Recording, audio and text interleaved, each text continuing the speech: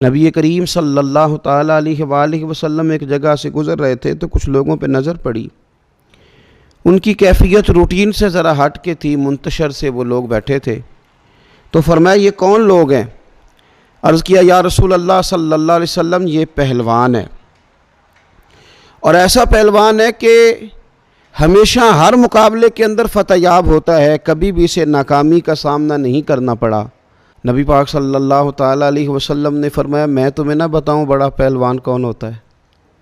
یا رسول اللہ صلی اللہ علیہ وسلم بتائیے. تو فرمایا بڑا پہلوان تو وہ ہوتا ہے جو غصے کے وقت اپنے آپ کو کنٹرول کر لے، جسے اپنے جذبات پر قابو رکھنا ہے، جو شیطان کے وار سے بچ جائے، وہ بڑا پہلوان ہے. دنیا کے اندر تو لوگ پہلوان بنتے ہی ہیں، پہلوان کہلاتے ہی ہیں، پہلوان ہونے کا اعلان کرتے ہی ہیں، بڑے طاقتور وہ بتائے اور سکھائے اور دکھائے تو جاتے ہیں، لیکن اصل دلیر وہ شخص ہے کہ اس کے جذبات میں پورا مد و جزر آ جائے، حالات پورے خراب ہوتے دکھائی دیں، لیکن اس کے باوجود وہ شخص اپنے غصے کو کنٹرول کرے، اپنے جذبات کو قابو رکھے. شیطان جو اس کے دل کے اندر خوفناک خواہشات پیدا کرتا ہے اس سے اپنے آپ کو بچائے، تو یقیناً اللہ تبارک و تعالیٰ بھی اس کے ساتھ درگزر کا معاملہ کرے گا. نبی پاک صلی اللہ تعالیٰ علیہ وسلم نے بار بار اپنے غلاموں کو اس بات کی طرف توجہ دلائی، اور حضور نے تربیت فرمائی اور مختلف انداز میں لوگوں کو یہ بات سمجھائی کہ تم نے اپنے غیظ و غضب کو، اپنے غصے کو ہمیشہ کنٹرول کے اندر رکھنا ہے.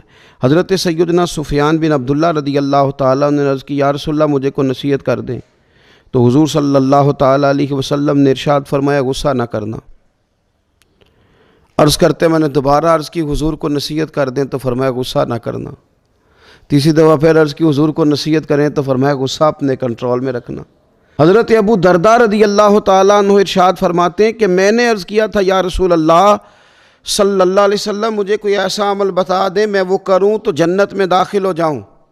تو حضور نے فرمایا غصہ نہ کر، اپنے جذبات کو کنٹرول میں رکھ، رب تجھے جنت عطا کر دے گا. حضرت سیدنا عبداللہ ابن عمر رضی اللہ تعالی عنہ عرض کرنے لگے یا رسول اللہ صلی اللہ تعالی علیہ وسلم مجھے ایسا عمل جاننے کی خواہش ہے جو اللہ کے غضب کو ٹھنڈا کرے. تو حضور نے فرمایا غصہ نہ کیا کر، رب بھی تیرے اوپر غضب نہیں فرمائے گا. تو حضور صلی اللہ تعالی علیہ وسلم نے ہمیں اس بات کی طرف پوری طرح متوجہ کیا ہے کہ تم اپنے جذبات کو تھوڑا ٹھہراؤ پیدا کرو.